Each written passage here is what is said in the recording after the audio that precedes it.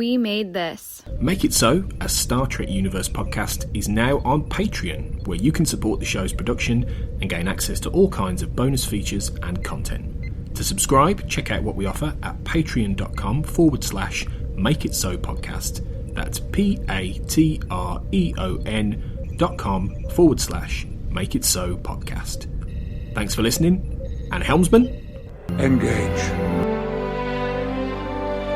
I'm Captain Jean-Luc Picard of the Federation Starship Enterprise. Michael Burnham, pleased to meet you. What we leave behind is not as important as how we've lived. We will continue exploring, discovering new worlds, new civilizations. That is the United Federation of Planets. That is Starfleet. Make it so. Hello everyone and welcome to Make It So, a Star Trek Universe podcast. My name is Kurt North and I am here today to discuss Star Trek Discovery. We are on episode 3 of Star Trek Discovery, and it's the context is for Kings, which is the third episode, and it's my second time. Last week you just heard myself talk to Darren Mooney, and with me to join me with this conversation is a returning guest, who unfortunately didn't get to speak to me last time because I had an emergency. I had to ship off. Starfleet sent me on a secret mission, but I'm here this week. It's Amy Nelson. Hey, Amy, how are you doing today? Hi, I am doing so great. Thanks for having me back. And yes, glad to get on mic with you for the first time. Yeah, it's a pleasure to speak to you. I've heard some of your podcasts that you've been, which you've done, which has been fantastic. And of course, you were on Et Incardia Ego 1 a few weeks back for Star Trek Picard. Just before we get into the whole Discovery lark, what did you make to the finale, just in general? How did you find that? Was it everything you wanted? Was there things that you would like to have changed? Was it fulfilling for you? It was very fulfilling for me. I loved the closure of Data's story. And so that in and of itself was completely fine with me. I have questions about the Borg and all of that. I'm just going to let that sit aside for now and hope that they will address it in season 2. But no, I really enjoyed how they wrap things up. I thought that the story was going to move on, like with Daj and, the synths, but they tied everything up. So it was good. Good. I'm glad you enjoyed it. But we are going back to Star Trek Discovery. This was obviously released in 2017. So this particular episode, which is Context for Kings, was released on the 1st of October 2017. Can you remember, I know you can, but can you remember when the whole build-up to Discovery and what were your initial thoughts when you first saw some of the trailers that came on, and also with the previous 2 episodes with the prologue that effectively it was? What did you make to that, and what were your initial reactions to Discovery once it aired? Man, the build-up to Discovery was off the charts. Like, everyone was talking. There was so much excitement and build up to it. It was just amazing to be a Star Trek fan during that time and getting these, little snippets here and there. And it was an amazing build up. And so I wonder, because at the end of season 1, I was just like, So I'm wondering if the build up I was let down after that first season, but given some time and watching Picard and having, as you point out, 3 years, 2.5 years, I really enjoy season 1 of Discovery. So it's now that it's sat and marinated, I look back on it with fondness. I must admit that season 1 of Discovery, when I watched it the first time, I really enjoyed it. I thought the build-up was great. Seeing the ship for the first time, seeing the design of it was interesting, and there was a lot of discussion over Discovery when it first got aired with that whole asteroid thing that came in, and stuff like that was really interesting to get involved into that. When I first watched it through, I didn't have any preconceptions. It's not the way that I work. I can compartmentalize shows and stuff. I was taking it purely for what it was.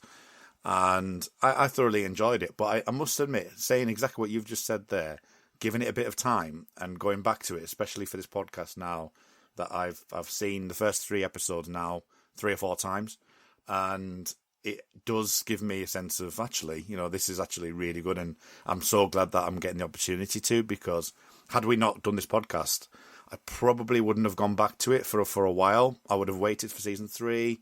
I'd have probably watched that, depending on, we're currently in the COVID situation at the moment, so there might well be a chance for rewatch and stuff like that, but it's not something I would have gone back to straight away, and I actually think it's been really good being able to watch these again and get a really big grip on it.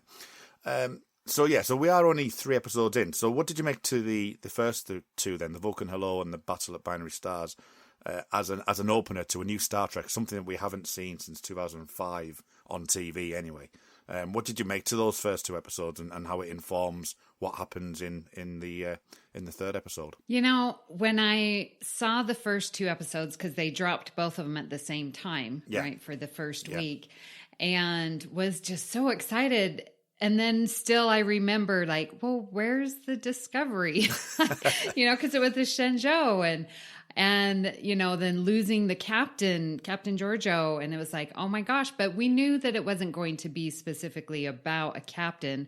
So to see Burnham's story and just how passionate she was and how she wanted to, save her crew and save Starfleet over this, and understanding the Klingons and getting her dual background of Vulcan and human, I thought really plays an important part, especially going into this season and into season 2.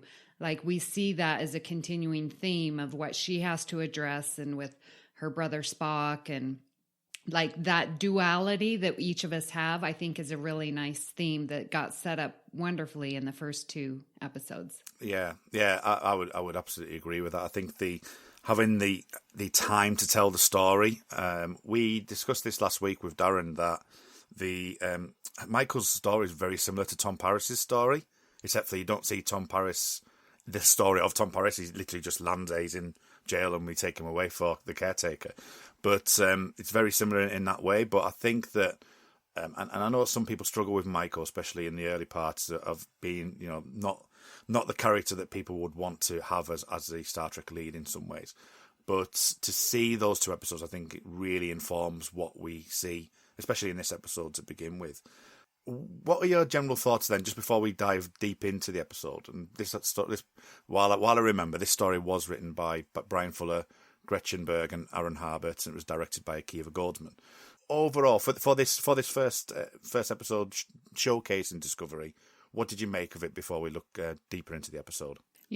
Seeing Jason Isaacs as Captain Lorca was very exciting. And I remember, just loving his character and just how he operated things, and he sort of kept himself apart, and it was his way or the highway type of thing, which was an interesting take to have with a captain, because we haven't really seen such a hard-headed captain like that before. And so it was like, whoa, it was like a shock to the system, and so interesting. I was like, man, this is going to be good to see that interplay between the characters and the crew. So I remember really enjoying Lorca with that. And then sort of getting to meet the new characters like Landry. She was, had a pretty big part. We got to see Saru come back from the Shenzhou. And then we got to meet Stamets. And I remember loving, and I still love the setup that they combine physics and biology, and just sort of how they introduce the mycelial network, and then what we learned from it later was all set up here, where it was like just this brand new idea. Well, don't think of them as separate. They're together. Like, physics is biology. And I was like, oh my gosh, it's just such a sci-fi thing to do. It's based in science, but then just taking it to the next level. I love that part. Yeah, but it's interesting. It's not doing sci-fi for sci-fi's sake either. It's doing an actual concept, isn't it? I mean, there's the scientists that are actually talking about panspermia and things like that, which is something that Star Trek has always been key to, especially of likes of, the traveling faster than light and warp drive, and and they try and pull things from real science, which is a great thing for Star Trek to do, and something I really appreciate them doing that. Where as other shows maybe more space opera or whatever, and they just use it as a narrative tool. But I do like the idea that they are drawing things in from there. This episode for me is actually a hell of a lot better than I remember as well. It's a lot stronger than I remember, right? Because it is a real, and I think that I think that's probably the problem with an overarching story, that you kind of have to eventually develop it. But the story itself is actually really solid and really strong, and actually really moody and aesthetically good, and it has elements of when they on Deep Space Nine, when they go over to the other sister station, and all that's decrepit and things like that, and some of the horror-esqueness of it as well, which I really did appreciate. And I think that combined with the interplay, and I think the personalities being developed, as you say, like of Saru and Lorca being distant. You've got Stamets coming in, who is between not particularly liking where he is in the world, and what his opinions are of certain people and his preconceptions of others is really interesting. So yeah, I do think that it's a really good mix of ideas and thoughts and storytelling that. And I think it works really well to dive us into the universe, which I think means that we need to go and have a dive into this episode as well. So we shall go and do that now, and we'll talk deeper about this episode.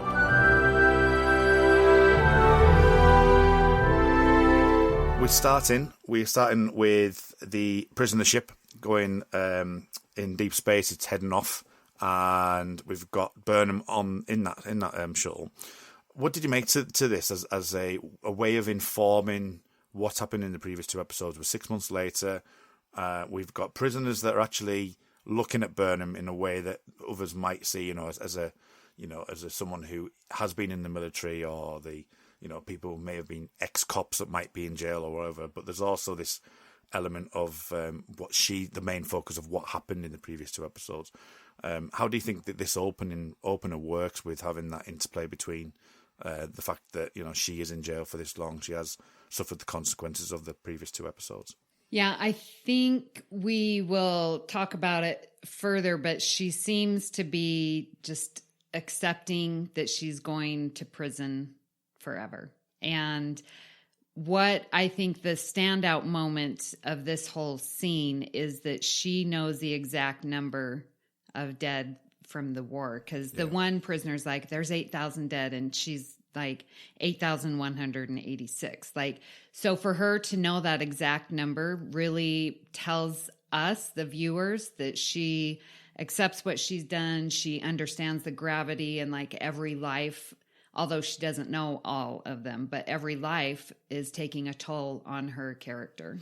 Yeah, I mean, she also, I think in general terms with Michael, we'll jump around a little bit with just kind of how they feel and throughout the episode, rather than going scene by scene as such, because it's quite a large piece for Michael. How did you feel that she felt that it was her responsibility and the fact that she's punishing herself, or did you feel that, because basically over the course of the episode, Lorca does something really interesting with her, where he kind of he can psychologically tell how to bring her on board with this. As you say, you can in here you kind of seeing that she's very, very stoic and very kind of sharp, and this is me. I know the numbers.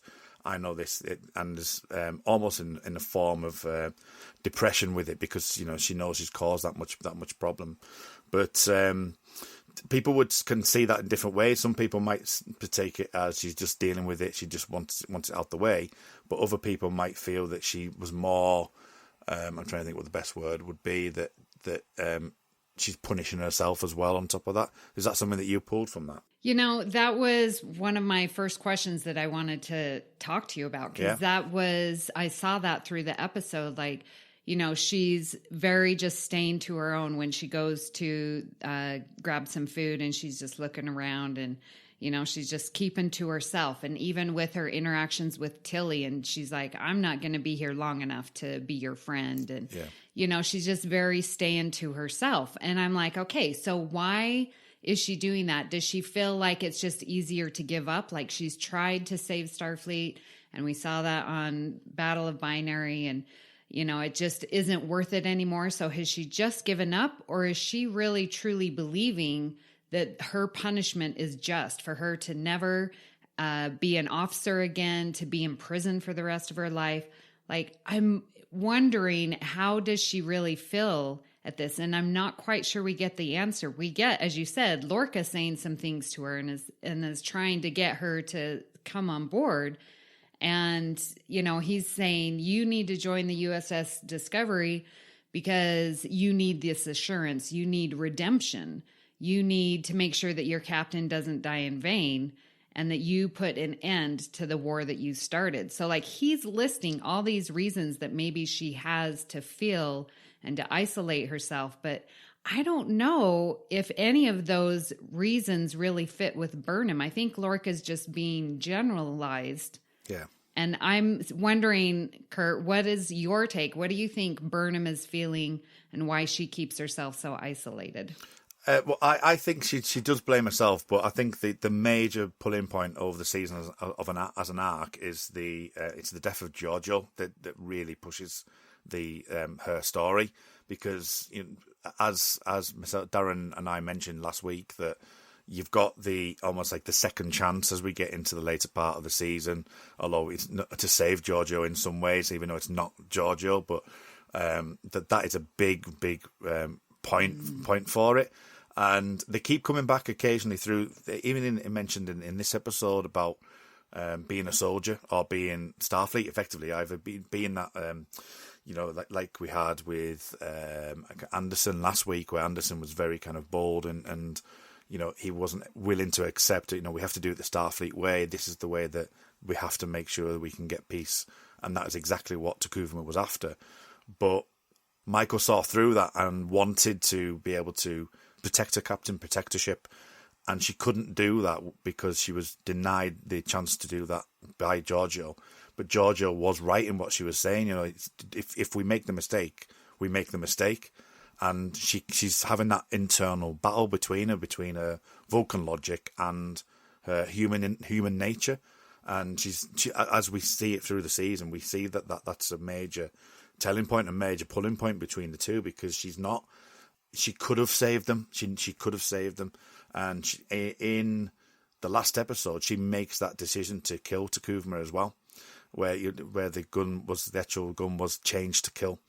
She made even though it was very quick and very sharp, that decision to change the setting to kill, and did kill Takuvma, has caused these 8,000 deaths, and it's all on herself. And I think from a personal level, it's all about Giorgio. That's the way that I see it anyway. Yeah, that is a good point, because we see Giorgio, throughout this season of just keep coming up, like when she gets the Giorgio's telescope with Saru and her comm badge. And you're right, she doesn't want her captain to die in vain. And so I think that is her motivation for joining the Discovery and Lorca.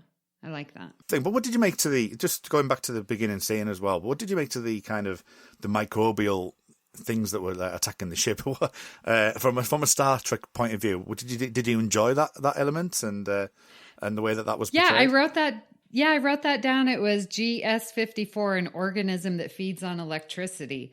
And it seems like Next Gen would have an entire episode on just that one little bit. And here we have, just a little snippet of a passing by mention of it. And I'm like, wait, that would be a great episode. But we just, okay, it's feeding on us and we're going to die and Burnham, we're going to freeze to death or run out of oxygen, whichever comes first, like very doomsday. But no, I like that idea, and I just think, man, that would be a great episode, a little one-off. Yeah. You can imagine a Next Generation episode of this microbe like eating through the ship. We have had similar episodes of that, haven't we, where you get things like that, and it's causing all kinds of problems with the life support systems. Put them on a ticking clock, and you could easily spend 45 minutes on these little microbe things, or 2-dimensional beings, or whatever Next Generation episode you want to recall from that, which is really interesting actually. But we don't. We move on. We do move on. Discovery comes in now.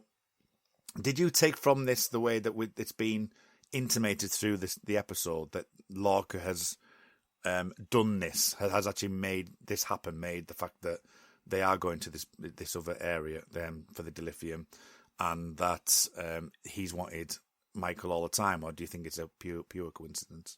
Well, I remember watching the first go around. It was like, yeah, it was pretty coincidental, but now knowing right, the season, we know that it was very deliberate. It was very planned, and Michael points it out when she's talking to him. It's like, our shuttle changed course halfway through, which is not normal. So there was a diversion. I don't know if going through the GS-54 organism was planned or not, but it's one way or another, that shuttle was going to meet up with Discovery, and that was planned by Lorca.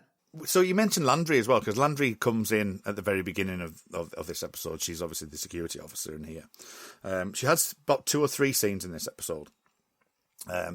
This one, obviously, we'll find out a little bit more about her as the season goes on. But did you like her character? Because she does come up as someone who can be a bit standoffish in some ways. That she's designed. She's a very interesting concept for Star Trek to have, and obviously leading on from Landry as well, the actual idea of Discovery being this scientific ship that we've got the black com badge.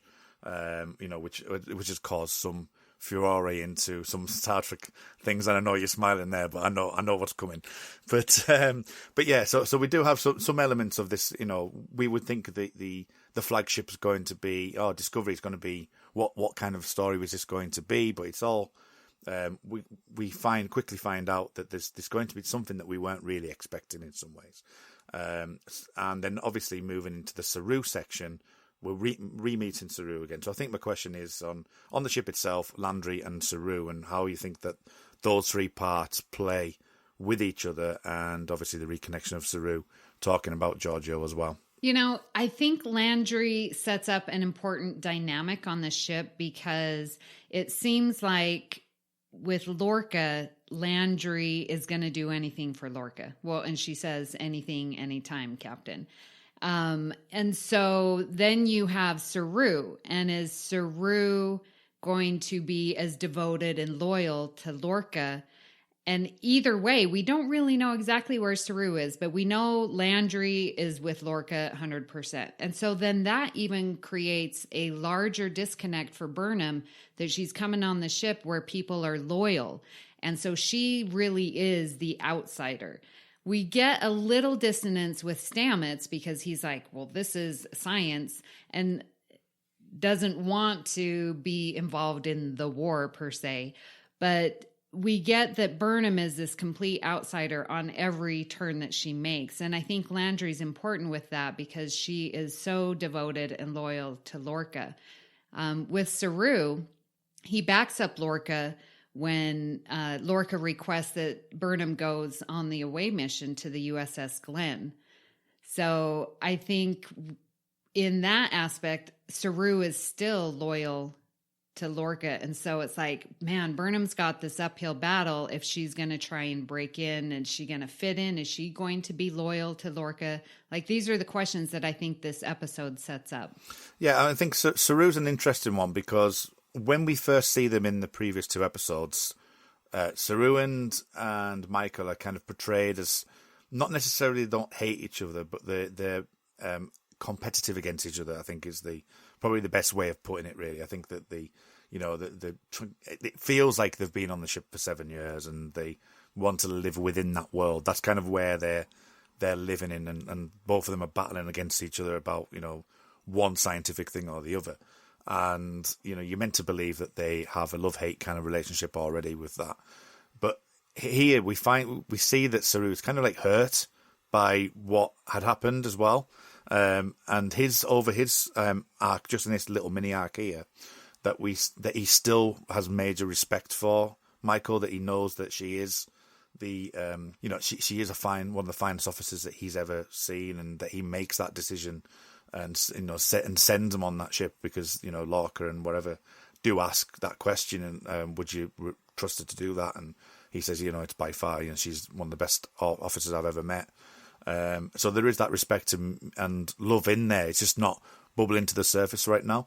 But then on the flip side, you have this comment of "you are dangerous," that element is really interesting. I like the dynamic that they've put in there. Question for you with Saru, because he sort of makes this snide comment like, "I'm going to protect my captain better than you," right? Yeah, better than you did. And after Burnham returns from the Glen, he was like, "Well, I'm glad that you did well because I recommended you." I'm like, is Saru, is this still the competitive? Is he being this selfish that, he wants to make sure that he's perceived well? Like if she would have done bad, then that would have been bad on him because he recommended her. And I'm like, he seems to be really only caring about himself in this episode. So again, sort of distancing Burnham that, there was this, camaraderie that they had on the Shenzhou. And now he just seems to be all about his career and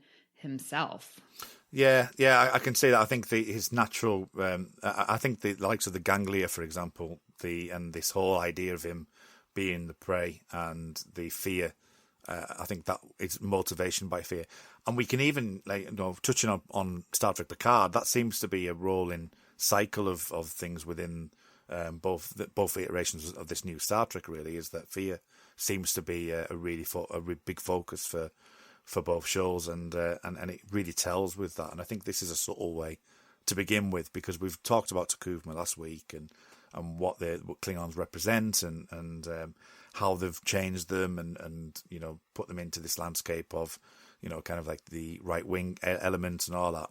But with this one, it's it's a bit more subtle. It's more character driven from that point of view, and we are seeing something that's more of a character dynamic, which eventually, as we know, will go on to be a fantastic character dynamic for them both, really. But it's nice to see this beginning part. It's nice to see where they are and how they play that in between. So we do meet Lorca. This is where we're going to next. We'll meet Lorca. What did you think of the introduction here? Bearing in mind we know stuff now. If this was a week by week one, we'd struggle. I think it'd be maybe slightly different. But knowing what we know now, without giving too much away, what did you think of his introduction here? I thought it was a great introduction because we get this feeling that he is definitely mission driven. Like he's going to do anything to accomplish his mission. And that was one of my favorite quotes. Like, I will use you and any resources I can to achieve my mission. Like, so we know that he is going to do this. He's going to do anything. We know that Starfleet has given him carte blanche to do whatever. He's like, Starfleet's, given me what I'm going to, so I can do whatever I want. So we get this feeling that he's high up, almost like Picard was, like Picard could just walk into Starfleet and demand anything, he's the big man. Lorca seems to be the big man in this. So I really like that setup. And he does use, obviously, intimidation, which again, I find so interesting because we've never had a captain in Starfleet do this before. Yeah. One that a show is about. And so just that dichotomy between past captains and this one really sets him up to be interesting. And I'm very curious about him. I mean, of course, we know what happens, but I still like him. Yeah. Isaacs does a really good job of playing that, doesn't he? Because the way that, even within this episode, he says he likes to be mysterious, is one line that he uses at the beginning there with his eyes that are slowly forming in. And again, this is something that I picked up on at the end of Picard, that eyes seem to be a really interesting recurring theme through both these iterations of Goldsman's Star Trek, really. but obviously the lighting changes. It's good for atmosphere as well. It gives you that ominous feeling. But the way that he can flick between, as you say, being kind of this hard hitting, direct captain, and you can imagine no one really going against what he's going to say. And we'll get into Stamets in a minute with his relationship with Stamets, but the way that even like sort of when he convinces Michael, the conversation between Michael, we can talk about this now, between Michael and Lorca later in the episode, where they start talking about that Michael doesn't want I've made my decision. This goes back to what we were saying before. I've made my decision. I deserve to be in jail. I deserve to be in prison for life. Nothing can get me out of here. And I'm definitely not going to cause warfare. I'm not making a biological weapon. I'm not going against Starfleet's ideals. I'm still Starfleet to the claw, and I'm going to deal with the mistakes that I made, which I think is a really strong element for Michael's story. But then the way that Isaacs plays Lorca, and Lorca changes that around, and then the whole idea that Michael's whole character in the previous 2 episodes was based on, she's wanting to examine new cultures and she wants to explore. She wants to be that Starfleet officer, and by putting her into the spores cabinet there, that she's able to see what she sees, and going to Romulus and going to all the other kind of areas that she's been to, Andoria, things like that. That he's playing to her character, and I think that's a really interesting push and pull of him doing his homework and understanding what will happen to make things happen the way he wants it to happen. All right. So with the fortune cookie, it seems like he wants other people to believe in fate, and like we were meant to pick you up. And so he's trying to get others to believe in fate when I think he knows what he's controlling. And so it's almost like a God complex that, you're going to believe in fate, but I'm the puppeteer making everything happen the way that I want it. So it's interesting to see that use of the fortune cookie and fate versus action. Yeah, I never thought of it that way, actually. Having the fortune cookie. Yeah. It's obvious now you say it. It's like, oh, of course. Yeah, of course it is. But yeah, no, that is interesting dichotomy of the two, really, of being able to, master the two together. But that, because we've just briefly, we'll go into Stamets shortly, but briefly, because we've got to that point in talking about how Lorca's dealt with, it's quite straightforward at the end. He calls Kitty, and we see our good old tardigrade when we see that there, and that's fairly straightforward. It gives you the drive to see the next episode and see, so hang on a second. Who is he? Why is he doing this? What are these monsters that he's got? This hall of horrors that he's got, kind of P.T. Barnum-esque stuff that he's got there. But idea of this spore drive and what it can do and where it can take people. We've never heard from Starfleet before. They kind of fit that in, in later seasons. But what do you make of this idea of this spore stuff? And you talked about biology and physics before. But the actual technology that they use in this episode to make these gateways, and you can go anywhere. You've got these galaxies that are veins and the type. What do you make to that? And I'm sure it was discussed when everyone was watching it for the first go around, but it just calls back to the Iconians, and it makes you wonder, is this how the Iconians were able to travel and have this gateway? Because I just recently had watched TNG, Where No One Has Gone Before, and they've got this technology, and Picard is there, and we see that, this doorway, and it just cycles through, and it just reminded me so much of when Burnham goes into the spore chamber. And it's almost answering that question of how did the Iconians do this? And this could be one way that they do this. It was interesting. I did the math because I'm a math teacher. And they said the ratio that they traveled 90 light years in 1.3 seconds. And I was like, okay, what in the heck is a light year? So I did the math and the conversions. And that equals 1.5 quintillion miles per hour. That's 1.5 times 10 to the 18th miles per hour. So it's quite fast then. So it's quite fast, yes. Well, I'm glad that you've done the maths on that. It's something that's brilliant. But yeah, I mean, the Iconians is definitely an interesting one to retrofit that in, because, you know, it does make a lot of sense. And, you know, in the past, there's never been any explanation for it. It's just, it happens.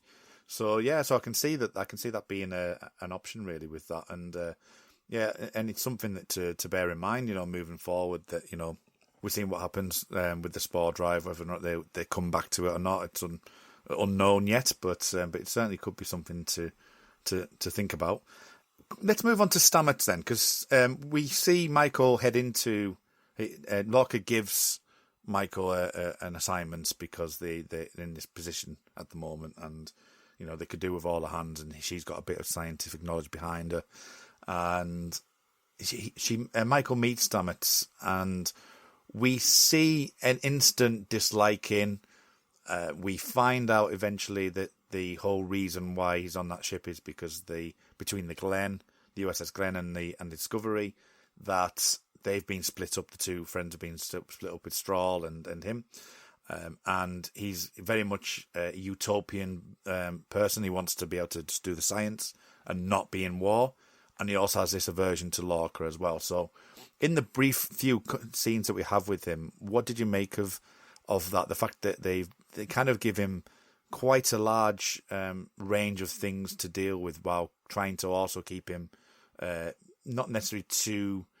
He's not too deep a character in some ways, because he's very kind of like, you know, I'm just going to talk straight to you, you know, moot points on all that, like. But there is this interplay between the three of them that we may well see later in the season. Yeah, we definitely see it later where Lorca, you know, manipulates Stamets to do his bidding, you know, to save, anyways, that's a different episode. But it's sort of the same thing where Lorca is manipulating him and is basically saying, you need to take Burnham on this away mission. I know the Glenn is, you know, it's our sister ship and you're working with Strahl, but we need to figure this out. We need to gather that information because they've been, you know, doing this jump of 12 Spirians where we've only, 240 where we've only been doing 12. So like Lorca is really needing this information, and he still twists it to say, yeah, this is for science sake. But we learn later that it's really for war, but then we learn later it's really just to get him back, right, to the mirror universe. Yeah. So there's layers with Lorca. With Stamets, man, he's what you see is what you get. Yeah. Because he wants to do the science. War aside, we're going to try and figure this out and look at, you know, this system, this mycelial network that's here and wants to learn how to navigate it. So I think with Lorca, we get these layers, and Stamets is just, you know, focused on his science, and this is what he wants to be doing, wishes that he could still be doing it with Strahl and not on this warship. Yeah, I think that it works quite well to give you that indication of what went before as well, doesn't it? The fact that, you know, he's saying, you know, you've effectively to Michael, you've messed everything up for me. You know, I had this thing, we've been working on it. Did you say 12 years? I think it's 12 years, isn't he? Yeah. So it's been working on this thing for 12 years, and then all of a sudden he gets that ripped out of him. You know, 6 months ago, the war kicks off. There's 8,000 people dead, and I'm having to work on my own because they want to compete against each other for my science. It's my science. Why are they using that? And it's very similar in theme to a lot of things with regards to like sort of, you know, like the atomic bomb or stuff like that. You know, the way that science is used for that. And the last thing that Stamets would want is his baby, his scientific knowledge and usefulness being used for war, really. And that's a really interesting play, and I like the groundwork they're putting in there. Yeah, and you're right. Like when you look at war, how much scientific advancements have come because of war, unfortunately. So it is a complete tie-in to, our history. Yeah. What I also like about the two, especially in the shuttle, is where Michael's like probing throughout this episode. One thing I do quite like about this is that you're constantly seeing Michael kind of probing in, listening in, and you see her like making these little, oh, what's that? And she's picking up everything. She's she's at the board going through the programming language. She spots something that's not quite right there. She hears the word bloom. She hears all these different elements and is able to pull them all together. Then, of course, she uses Tilly's saliva to get into the actual growth of the spores and stuff, which I thought was really quite good. It balances that Vulcan aspect as well, that she's hyper intelligent, but she's also got that guile to be able to work between the two. And Stamets tries to shut her down, doesn't he really? But that doesn't work. No, it doesn't, and she's like listing out all of her evidence that she has and the premises, and this is the conclusion that she comes up with, and she's spot on. And, Stamets is like, oh my gosh, well, stop showing off, And so I like that she is so curious. And I think another part of her is she doesn't want to be set up to fail, whereas right now she's being told, with blinders on, look at this code. Well, what is the purpose? Like, she doesn't want to fail, so she needs to gather information so that she's doing the right thing for the right reasons. And, I think that in the end, again, that was another one of my favorite quotes is when Lorca says, you love being right, but you hate being wrong even more. And she doesn't want to be wrong. And so she's going to listen and, pick up when Saru is eating blueberries, how well they taste. Well, because they grow them here. And like you said, the mention of spores and what is this coding about? And, oh, is this a scientific ship? Right when she walks on, like she's picking up all these clues. And I think that's why I think it is. That's Stamets' side. So Stamets is really, I think, is really good. He's set up really nicely there. I think a lot of them are really. Which brings me on to our good little house friend, our flat friend, our cabin friend in Tilly, who has an interesting arc. She instantly, I didn't realise how early in the series this was, already says that she wants to be captain, which I found was amazing. I thought that was much later on. But she does. She wants to be captain. And the light relief, the levity that we get from Tilly is in this episode, but obviously as we go in and we get to know her more, it becomes more and more prevalent in this. What did it make to her introduction and a couple of scenes that she has with Michael, especially towards the end where Michael's very cold towards her to begin with, and eventually we do see the head turn and she starts looking at her and she, you mentioned about the good friends thing. I'm not going to be here to make friends and stuff, but there is already within 45 minutes, half an hour, there's this slight change in the way Michael reacts to Tilly. And I think it's interesting to see that change, like you said, in this 45-minute episode between both of them, because Tilly, again, she wants to make captain. And you're right. I was like, oh, she said that this first episode? Yeah, I was surprised. Yeah. So Tilly is, just sort of wanting to make sure that she's doing everything right. And I found it interesting at one point, I think it was Stamets put her in charge of something. And I was like, she's just an ensign, but whatever.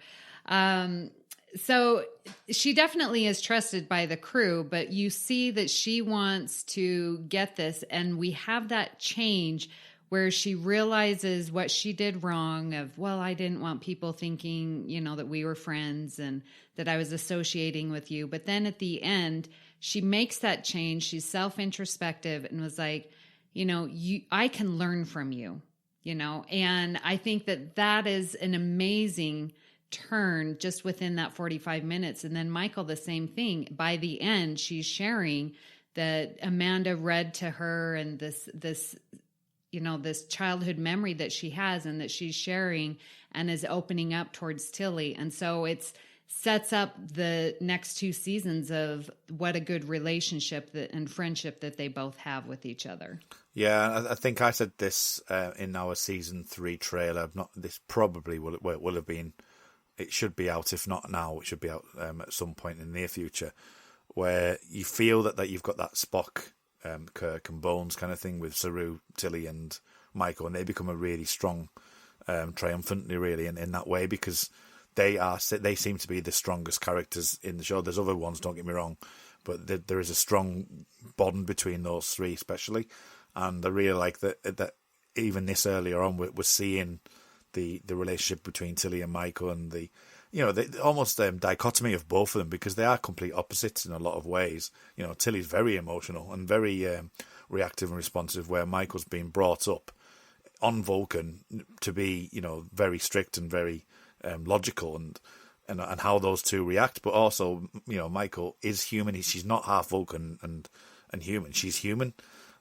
So there's just that lovely little interplay that Tilly's going to draw so much out of her, and then obviously the use of this Alice in Wonderland book, because obviously you've got Michael going through the Jeffries tubes, and then you've got Tilly seeing is that a book, and Michael hands her a book.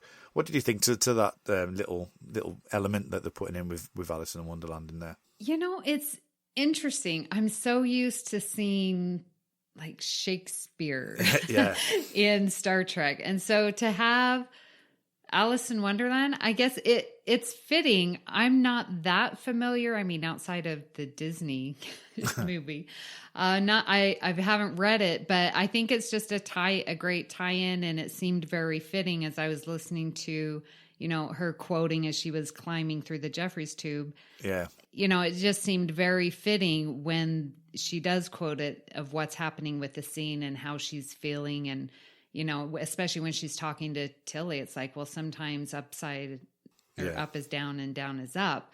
And it's like, yeah, you thought the relationship with Tilly was going to be this way, and now it's going to be turned upside down, and you're going to be good friends. So, yeah, I mean, I personally like it because I think it's almost like a therapy when she's going round the tubes, that she's saying that because, that's what she's done to calm her down. I know we find out a little bit more about that as we go in, but I spotted that. I remember spotting that first time around. I know that Alice in Wonderland was referred quite a lot to a lot of David Lynch's work in the new Twin Peaks, the season 3 of Twin Peaks. That was like referred to quite a lot. So it was in the back of my mind anyway that this theme seems to come up a lot in TV and referring back to literature. But you're right with the Shakespeare thing. It's a Picard thing. So it's not only a Picard thing. It is obviously Undiscovered Country and whatever. But yeah, it is something that they keep going back to the Shakespeare. But having a Carol book is interesting in itself. That's pretty much all we have with Tilly and how that really works with them. And I think it's going to be really interesting as we delve into Make It So delves into this aspect of how things work. Is there anything that you would like to bring up? Any notes that you've made that you would like to ask me, or anything that you noted from this episode that you would want to bring up as well? Well, it was interesting going through the first go around where they had these water droplets that appeared during Black Alert. Yeah. And it was such this big reveal, like, oh my gosh, the mystery, what is going on? Where's this water coming from? And we hear Black Alert. Did we ever see water droplets again? Did they ever explain that? Because I'm thinking no, but I just wanted to check with you. I don't know. We will see as we venture through this season, but I'm not sure we do. Black Alert obviously comes back a few times, but I don't. Yeah, well, they're jumping all the time, but never again do we see this water. And I was like, okay, why did they even have that there if they're not going to continue that? Like, this is the introduction of us jumping, and then we never see it again. You would think that now it's annoying me. Yeah, you think if anything, you could have more spores or something like that, because we don't quite know how the spores work at that point, do we? So you could have, instead of using water, you could use a spore analogy, which would make more sense. I would be lying if I say I knew. I don't. It'd be interesting to see if it comes up. I'll make a note of it. And if it does come up, I will be referring back to it, absolutely. Yes. But yeah, I think that's certainly worth looking at. Finally, I think just the design aesthetic, I think, from Discovery's the actual bridge as well, just before we finish. What do you make to the new iteration of Trek with the with the holograms, with the visual cues on screen. I know there's been issues with that with certain people. I don't personally have any problems with it at all. But the aesthetic for the Discovery Bridge, just in general as well, what do you make to the Discovery Bridge and the style that they have throughout the ship? I'm going to go back to what you said at the top of this episode about the aesthetic, because I've been watching a lot of TNG Voyager for my other podcasts. Yeah. And then I rewatched this episode, to prepare. And I was like, when the shuttlecraft and we see Discovery with the beam, and I was like, oh my gosh, this is so superior to anything that we had seen previous. I was really taken aback at how beautiful all the design was. And then, seeing the bridge in the ready room with this huge window that Lorca is looking out. And I still like the captain's chair in the center. I will always like that. Yeah. And, it's almost the same as the Enterprise, right? With the two comm and nav. But the huge view screen I thought was just very beautiful. And the holograms, they're talking, when Stamets is talking to Stahl, and it's a 3D image. Yeah. I thought, that's a bit of a stretch for a show being before Star Trek, the original series. But I'm totally fine with it, because now, like you said, this is 2017. This looks great, and I loved it. So I don't have an issue with how they update things. I just don't really care, because the show looks amazing. Yeah, I think I would take the same. It's more about the story for me than it is about the look and the it's an updated visual version. Really, I can handle that without a doubt. It's a couple of quotes that are on Memory Alpha I'm just looking at the moment. Or one particular one is when they quote him as Psycho at the beginning, which is Andorians are cold in all the wrong places. That made me chuckle when they first said that. But overall, I mean, I didn't ask this at the top of the episode, and I should have, and this is where I will get told off by Tony.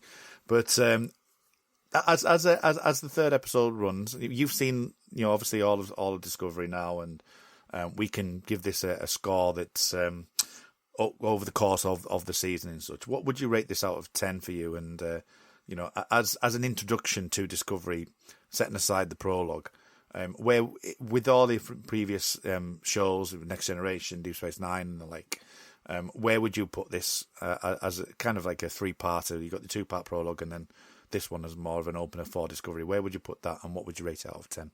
Oh, well, where would I put it? Yeah, it's going to be a difficult question, to say the least, isn't it? Yeah. Okay, well, let me rate it, because I really do enjoy this episode. I like the introduction to Lorca and how it sets up the rest of the crew. I like the backstory of the first two episodes, but I really think this one launches the story overall and the arc that we're getting. So I'm going to, for Discovery, I'm going to say 7.7 fortune cookies. 7.7 fortune cookies, okay. Right. I would probably go slightly higher, and probably I'd go for an 8, I think. I loved it. I definitely think that I'm going to enjoy the rewatch more than I thought I was going to. And that's not me saying that I didn't like it the first time around. I just think that I think you mentioned, when you get a bit of distance to it, and you're not dealing with, week in, week out, going on the internet going, what does people think of it now? And, what do I actually personally feel? And I think that, you can get swept away with some of the social media aspects to it, and, the early reviews and, not my Trek kind of thing. It's you can get a little bit swept away with that. Yeah, so I think it's time to delve into the mailbag and see what the people on Facebook, on the Make It So Facebook page, have said. So we shall do that now.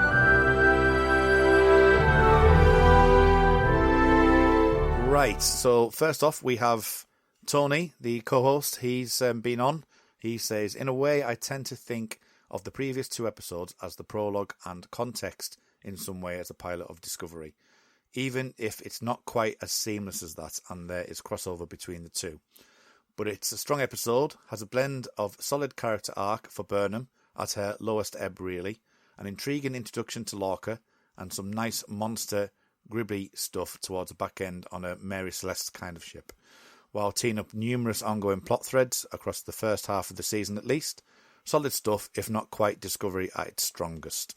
Yeah, that's something that we didn't really pick up too much on. I know we mentioned it at the top of the hour, but the scenes with the tardigrade, we don't know it's called a tardigrade just yet, but that whole section was really nicely edited and it was directed as well. I thought the direction was quite good, and the pacing was really quite good on that section as well. So I thought it was a really, really solid bit. And of course, the Klingon coming on, just threads that little bit. We are on the edge of Klingon space. And what did you make to that scene on the USS Glenn?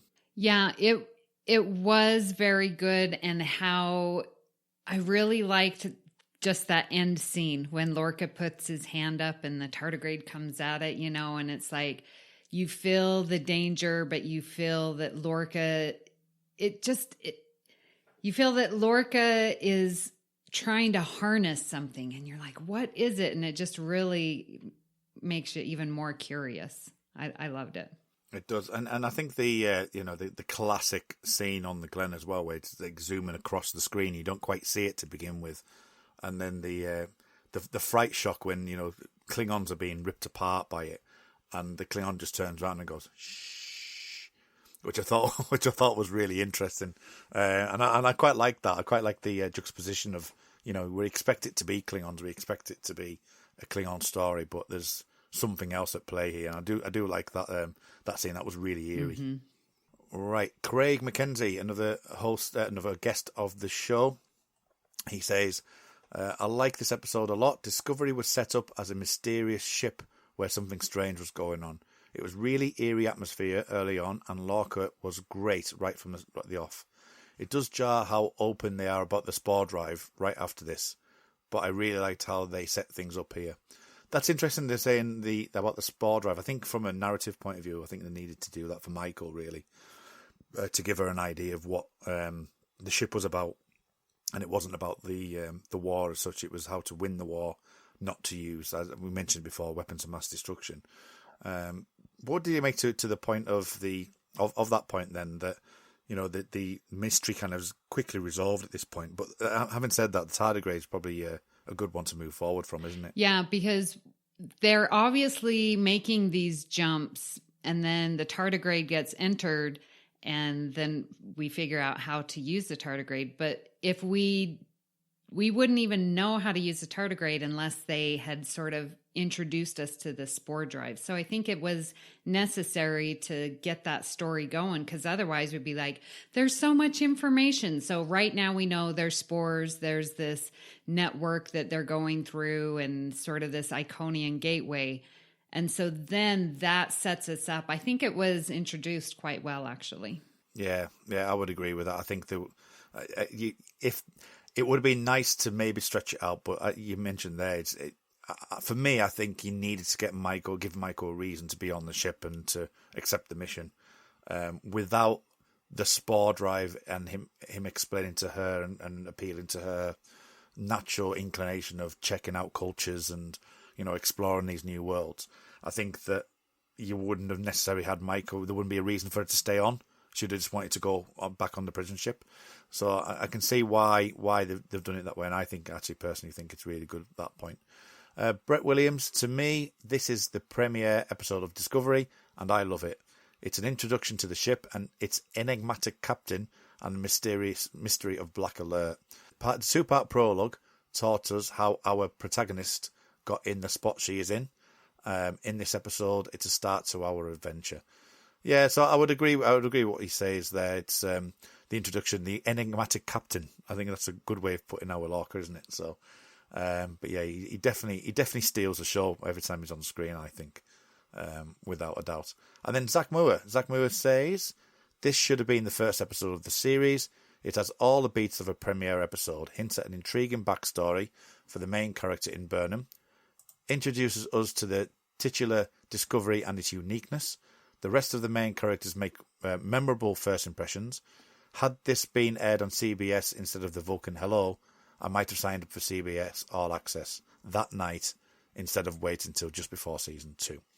So what do you think to Zach's comments there then? Well, and I think they all are saying the same thing, like Context is for Kings really should have been the first episode. And I'm wondering, as I think about and listening to their comments, like, what if we hadn't seen the first 2? Like, how would that have been different? Could we have gotten the backstory of Captain Georgiou and the Shenzhou? Could we have gotten that with just the tidbits? Or did we really need to have that to get that arc of Burnham and that relationship that she had with Captain Georgiou? I don't know. It's an interesting mind experiment, though. Yeah, well, we mentioned this last week. Actually, there was a comment on last week saying that the 2 episodes of Welcome Hello and Battle at the Binary Stars would have served better to be dispersed, kind of what we got in Star Trek Picard. So you would, disperse, going back into flashbacks of, maybe potentially seeing the scene with Michael, flashing back to Georgiou talking about something, coming back to it, finding out the reason why she's, the captain died, maybe leaving that further into the season, but getting the first part, the Klingon bit out the way to begin with, that, she was the one that caused the war and you could have interspersed it. I like it personally the way it is. I think, it's, and I think in hindsight it's also a good thing as well that we have a lot of that narrative play in Star Trek Picard now. So whether or not they've taken that advice and moved on to there, or they just wanted to do a different style of Star Trek with that.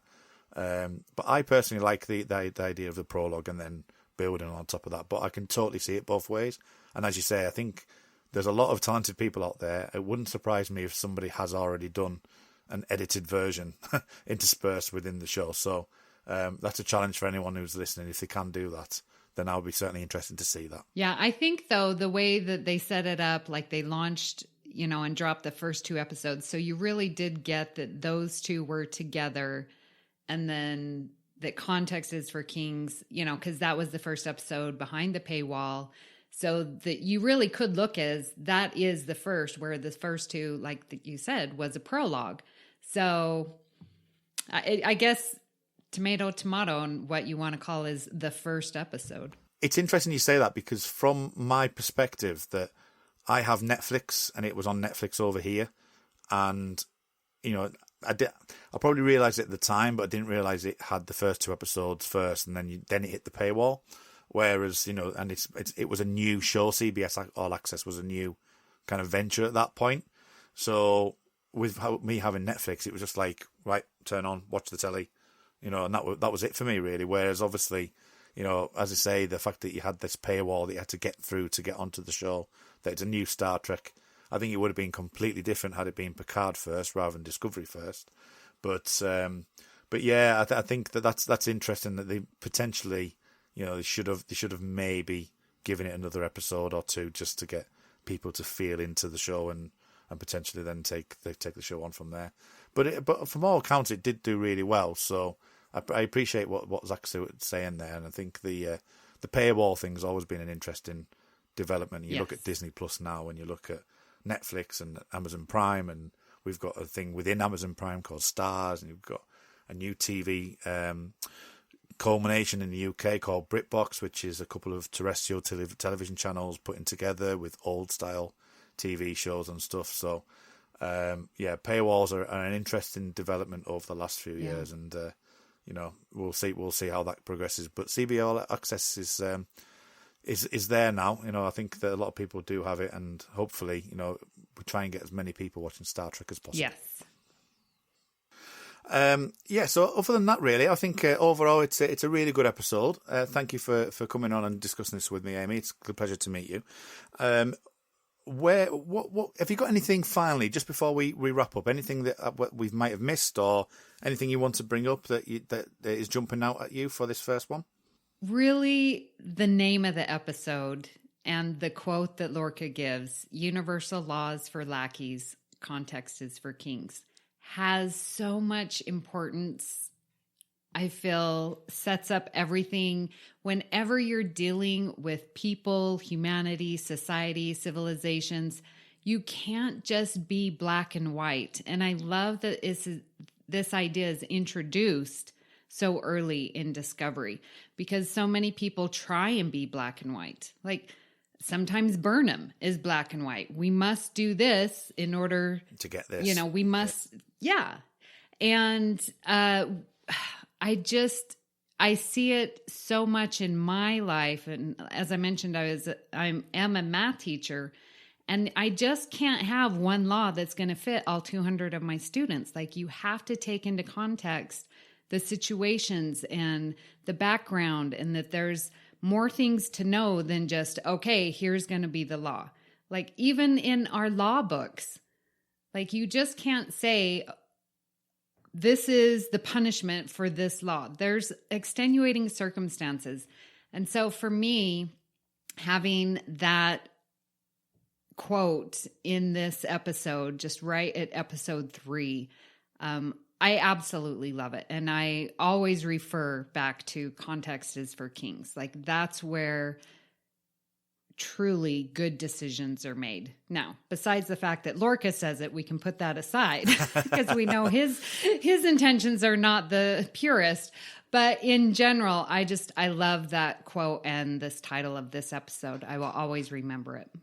Yeah, I think that you're right to pull that out, actually, because of the way that it's the context of what you're actually doing is really important. And, do you blindly follow a law if that law is going to hurt somebody that really badly? And yeah, you're right. It's probably not the right person to deal with it.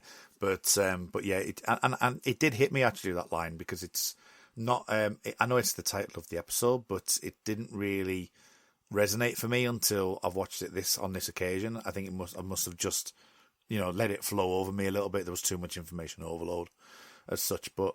We've seen this throughout Star Trek in its history. I mean, Picard has probably dealt with it, and so many times that it's not just about the Prime Directive, for example. It's not just about that. It's about the actual discussions that they have around it, and can they deal with the issues that are actually at hand.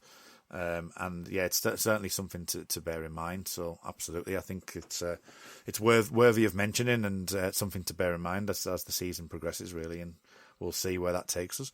So, Amy, what are you up to at the moment, and where can people find you online? And what delights do you have for us in the Trek universe at the moment? All right. Well, I am over on United Federation of Podcast, hosting All Good Things. We finished our Picard coverage, and now we get to talk about whatever we want. And so our most recent episode, we're actually going to be talking about the Prime Directive. And covering a couple episodes, Enterprise, Dear Doctor, and Next Gen Pen Pals, and sort of comparing those and talking about the Prime Directive through that lens. So that should be fun. And you can find me on Trek FM, where I host Earl Grey, which is specifically about the next generation. You can find me on Twitter at Miss Amy Nelson. Fantastic. Okay, so you can find me on Twitter at rmuldrake, RMULDRAKE. This is the third episode of our Discovery Deep Watch, but we will be handing it over to Tony. We'll be setting a course. I'll go off on a mission somewhere, and Tony's going to I'm going to hand over to Tony, let him do a couple, because I'm sure he's dying to get onto the show. He's not been on one yet, so it'll be good for him to do that. And also, you'll find me on various other podcasts. The Time Is Now, a Millennium podcast, is now back up and running, so that we're heading towards the end of season 2. I said this in a podcast I made this morning, that the end of season 2 of Millennium deals with a plague. And seeing that we're dealing with COVID-19 at the moment, it's quite an apt discussion that I think we're going to have with regards to Millennium and that episode. So that'll be really interesting. But yeah, so we're going through season 2 of that at the moment, and you can find that at The Time Is Now Pod. You can also find a multitude of different pop culture podcasts on the network, on the We Made This Podcast network, of which you'll hear some clips coming up at the end of this episode of things that have been happening over the last few weeks as well. But until next time, Amy, you'll be back at some point. I'm sure we'll invite you back on, and we'll discuss more Discovery. or whatever may come out. We might have some news discovery to talk about. We might have some cartoons to talk about. You never know. So until next time, everyone, set a course for the next episode Discovery and engage. Previously on the We Made This Network. The Giddy Carousel of Pop. Carol Decker from T'Pau, who were actually at number one with China in Your Hand when this issue of Smash Hits was Indie news agents. Carol's really up for it. She knows what the kids want. They want stories about being sick in a cowboy boot, so they get that.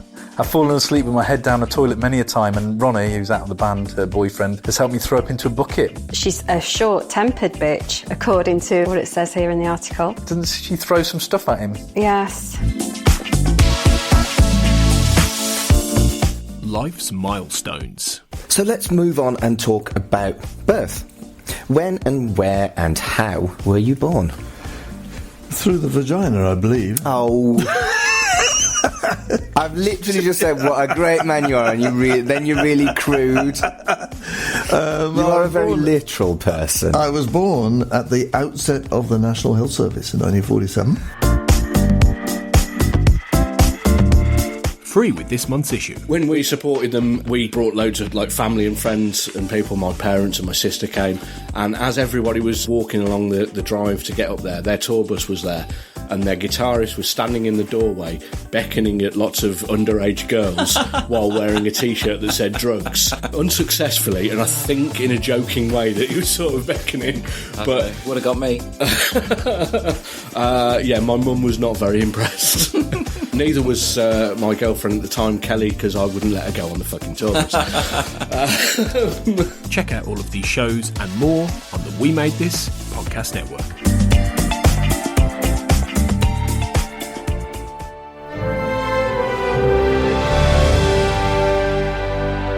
Make It So, a Star Trek Universe podcast, was created and is produced and hosted by Tony Black and Kurt North.